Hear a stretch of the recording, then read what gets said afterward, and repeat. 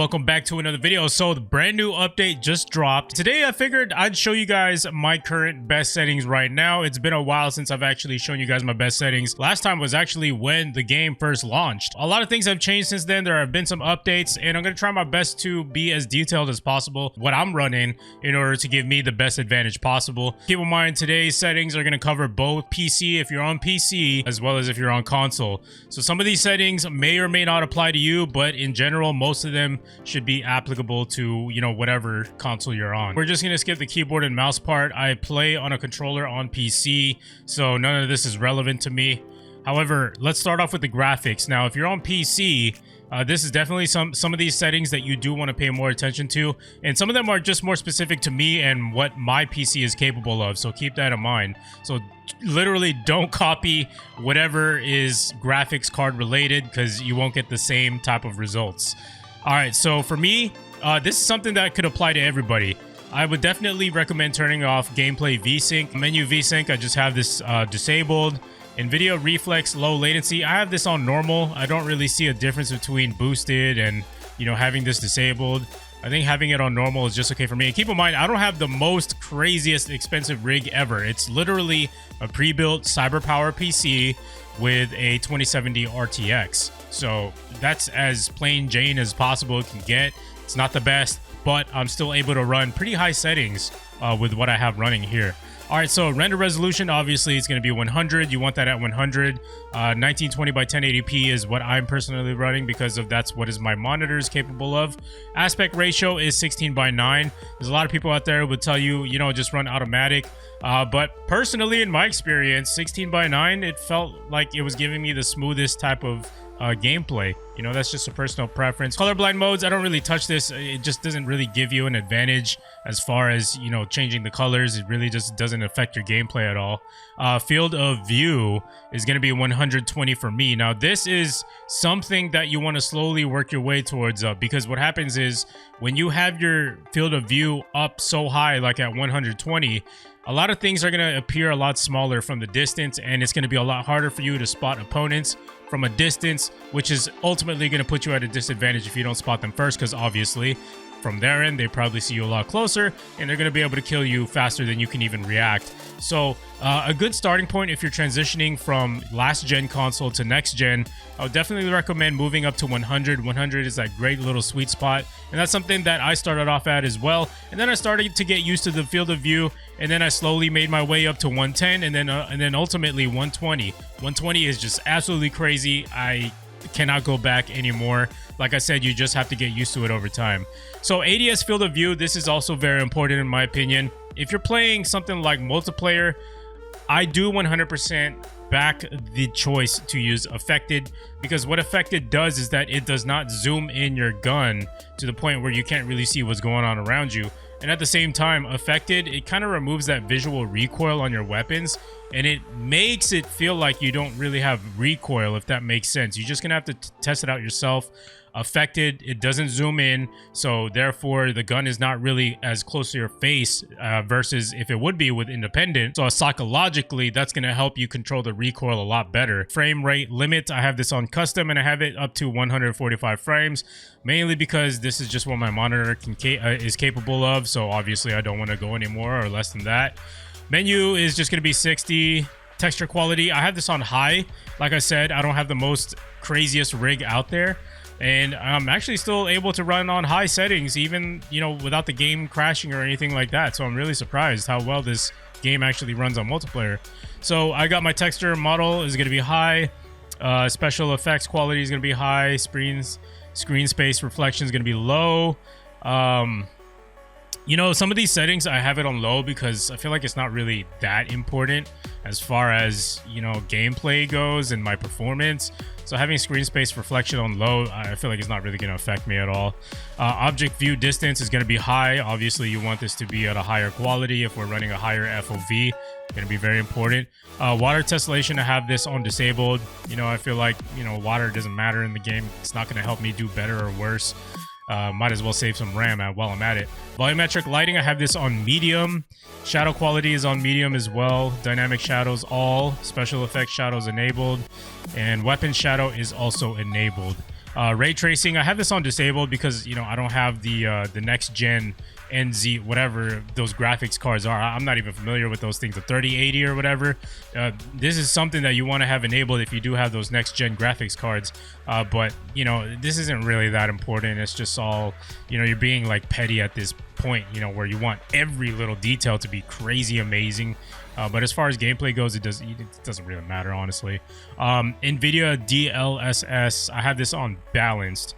Now, the reason why I have it on balance is because it offers both optimization performance as well as the best image quality possible.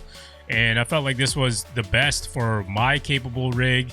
And anything else, I felt like it wouldn't do me better and it will do me worse, you know, either way I go. So balance was the best thing for me. Ambient occlusion is going to be medium. Motion blur, obviously you want that disabled. You know, you're going to get like, you're going to throw up if you have this on and you're trying to move around the map. And you also miss opponents who are usually there, but you didn't see them because it's blurred. Motion blur quality is going to be low. I don't want that at all. Subsurface scattering, I had this on enabled.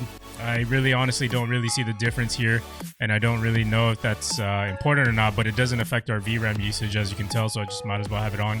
Order independent transparency. This one I have on low. Like I said, doesn't really affect your performance. Now, VRAM usage target, I have this on low because I don't really have that much VRAM, you know, to begin with. I only have like 8,000 capable, so obviously, you know, we don't want to max that out, so 70% would be the smart choice here. Display gamma is going to be computer. Display adapter is going to be my GeForce RTX 2070. Obviously, that's what we want to use. All right, so moving on to audio now. I have my master volume. I don't know why it's at 75. Probably when I was streaming, people were complaining that the music's too loud over my voice. But normally, I have this on 100. I want to have this on 100. Music volume, I have this all the way down at 0 just because I feel like it's a bit of a distraction when I'm trying to hear footsteps and the game is about to end and then they turn on that music. You know, I don't really care for any of that. I just want to focus on the task at hand. No distractions whatsoever. Sound effects volume, you definitely want to have this at 100. Dialogue volume, I have this on 100 as well. Cinematics at 100. You know, these are all audio cues that will help you give you an advantage in game, you know, from hearing footsteps to people reloading, call outs, etc. Just audio cues that help you make educated decisions on what you're going to do next. Audio presets, this is something that I feel like there is that one special setting that helps everybody out there, but you have to remember, people hear things at different frequencies. You know, whatever you hear might not be the same thing that I hear. You might hear potato, I might hear potato. You know what I'm saying? But yeah, I think high boost is definitely one of those settings here that works out for most people's hearing. Me personally, I've tried all of these and I hear the footsteps the best when I have it on high boost. I feel like maybe it's that treble, the isolation of the trebles and the footsteps. You just hear it a lot more isolated. So that's just my opinion on that one. That's just what's always worked for me. All right, hit marker sound effect, I have this enabled. Obviously, you know, I want to know when I'm hitting people. This one's not really relevant here. Voice chat, I have this enabled. You know, sometimes I like to hear people talk trash and all that stuff. Voice and text chat channel, I have this game chat. Voice chat volume is 1. You know, all this stuff is pretty much irrelevant, not really that important. Interface subtitles, I have this disabled. Definitely skipping the introduction movie. Crosshairs, I do have this shown. Obviously, you want that, man. Hit markers are shown. Damage base hit markers are shown. Ally health bars are shown. Now, somebody left me a comment say, like, how do I know when a friendly or an opponent is one shot? Well, this is why, because I have my ally health bar showing as well as the enemy health bar showing. You know, this just gives you more of a reason to give you a decision to say, hey, maybe I should push the opponent. He's one shot right now. He's weak. He's vulnerable. So having the health bar is definitely an advantage, and that's why you should have it shown. Same thing goes for your ally health bars. Maybe you can help out a teammate who's one shot. You know, you want to save his life. You know, jump in there, step in. You see he's got one shot left to live. Player names are full name. This is all just personal preference. Horizontal compass is shown. Floating damage numbers enabled. Zombie names. So all this stuff here, you can show your FPS. This is on PC, by the way. I'm not sure if it's going to be the same thing for, you know, console, but these are just pretty much my settings here. Controller, this is probably the most important one that a lot of you guys came here for, and I'm just going to try to, you know, go over it as detailed as possible. And now, horizontal stick sensitivity and vertical stick sensitivity, you know, do not copy this at all. It's going to vary from person to person. Whatever is a 10 to me might be insanely too high for you. And the reason why I'm able to move up my sensitivity is due in part because of these control freaks. So I use control freaks. I don't know if you guys can see that on both of my sticks here. The higher the stick is, the higher my sensitivity can go, because my movements will be a lot more precise at a higher sensitivity with a longer stick. Now the left stick, I have a short control freak on there. It's just mainly for comfort, and also because I just use it for like moving around. You know, I don't really press on it, and I'll get into that in a little bit, but it's just for comfort and just prolonging the longevity of my sticks. By the way, if you want control freak, link down below in the description. Use code TURBO at checkout for control freak. I'd appreciate it. But anyways, so yeah, my stick sensitivity is going to be different than yours. You have to go to a private match, test it out yourself, and figure out which one's best. I'll leave a link down below in the description on a tutorial on how to do just that. ADS stick sensitivity, of course, this is going to vary from person to person, but this is what I'm running. Button layout. This one is very important, in my opinion. This is how I play. I play tactical. Now, tactical, it allows me to crouch and go prone with my right stick, and it allows me to melee with my circle button. Now, the reason why I have this is because I crouch and I go prone more often than I do with melee. So it just makes more sense to not have to take my finger off of the thumbstick, so that I don't have a disadvantage, you know, versus the person who has to take off their finger. You know, that split second could mean the difference between living and dying in a gunfight. So just keep that in mind. And now another important setting is you play with flipped. Now, instead of aiming down sights with my L2, I aim down sights with L1. Instead of shooting with R2, I shoot with R1, if that makes sense. So that's why I use flipped, because it's a shorter distance when you're clicking the button. It's literally a button. It's not a trigger anymore. You don't have to pull anything. You just click it. It's instant. So that's why it's a faster registration between, you know, pulling a trigger versus, you know, pushing a button.